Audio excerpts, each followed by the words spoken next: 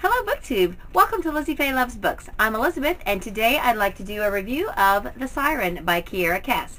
I did not know I was going to read this month because I kind of accidentally ordered it from the library. I had seen someone talking about it on BookTube, and so I thought my daughter might want to read it, and I was looking at it on our library website, and I didn't even remember ordering it.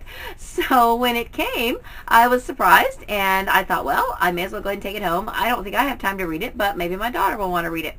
So now 2 weeks have passed, and yesterday I was looking at my library account and realizing it was due yesterday, and I had not even picked it up. And I kind of wanted to at this point, and my daughter has not read it, and I asked her if she wanted to read it. She's like, not right now. So I thought, well, I should at least look at it and see if it's something that I want to read so that I'll know if I want to reorder it or whatever. So last night, I was pretty sleepy, but I picked it up. Now, I'm supposed to be buddy reading another book, and I'm almost done with that one, but I couldn't resist picking this up just to see. I thought, well, I'll read a little bit and see if it's something I'm going to like. So I read the first chapter, and then it was just too late at night. I was too sleepy, and I went on to sleep. And first thing this morning, I woke up at like 5 in the morning because that's our normal time to get up. But of course, it was Saturday, so I didn't have to, I didn't have to go anywhere or get anybody ready for school or anything like that. So I sat down and I started reading, and I was completely engrossed in the story. In fact, it's still Saturday, and I have pretty much spent the next several hours, with the exception of getting up to cook breakfast, I pretty much just read all day and finished this up about 3:30. A 327-page book finished in one day is pretty remarkable for me. So that says something about this book. Now, I know that the primary audience of this book is a teenage audience, but I'm 51 and I loved it.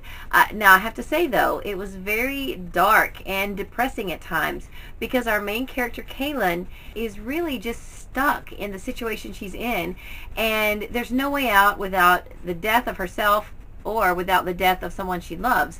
And so she's really trapped in this situation. This book has not been out very long, but I know that Kiera Cass wrote this back even before the Selection series. So it's been out, it's been, I think, self-published, and people have had the opportunity to read it, but it's really, only recently been released in a big way. And now that everyone knows who Kiera Cass is, it's getting more attention.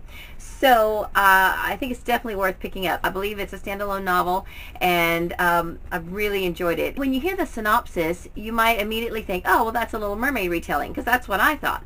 And there are definitely some parallels between The Little Mermaid and this book, but I don't think it's really intended to be a retelling.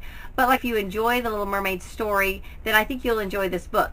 Our main character, Kaylin, is not a mermaid. She's a siren. She can walk, and she has legs, but she can breathe underwater, and she's basically been imprisoned by the ocean. In this book, the ocean is personified, and the ocean, according to this book, in order to sustain life on Earth, it must have basically sacrifices of human lives at least once a year. The ocean basically gets hungry, and so she uses these sirens to lure people to their deaths.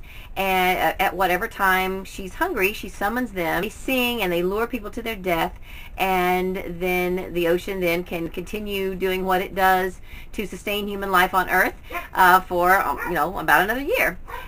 So there are usually about 4 sirens that have to serve 100-year sentences. Basically, they're allowed to live, and they have to be basically at the beck and call of the ocean for 100 years, and then they are set free. And just before one is about to be set free, then the ocean will claim another victim, if you will, or another siren to take her place, and the old one will help train the new one, and then she's set free. So you learn in the beginning, though, that it doesn't always go that smoothly. There have been times when the siren just couldn't do it for whatever reason, and then she is punished or put to death.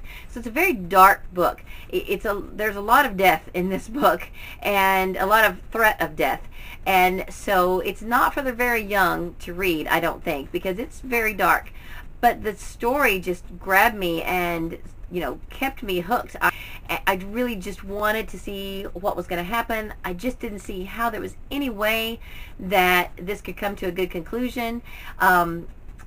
So I was just intrigued to see what was going to happen, and I just kept on reading. At one point, because like I do, I get sleepy reading. It doesn't matter how good the book is. And I was starting to kind of doze off a little bit, and then all of a sudden I got to this one part about 2/3 of the way through the book, and I was all, no, oh my goodness, and that just woke me right up, and I just kept right on reading. So I didn't get my nap in, but that's okay.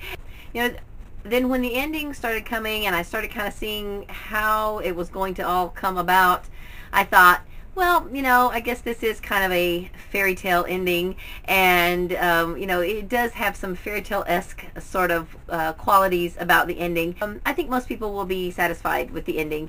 It could border on cheesy just a little bit, but I think it's still very well done, and since it has undertones of being a fairy tale, I think the ending that it has is very appropriate, because the book itself is heart-wrenching and you need some relief from that.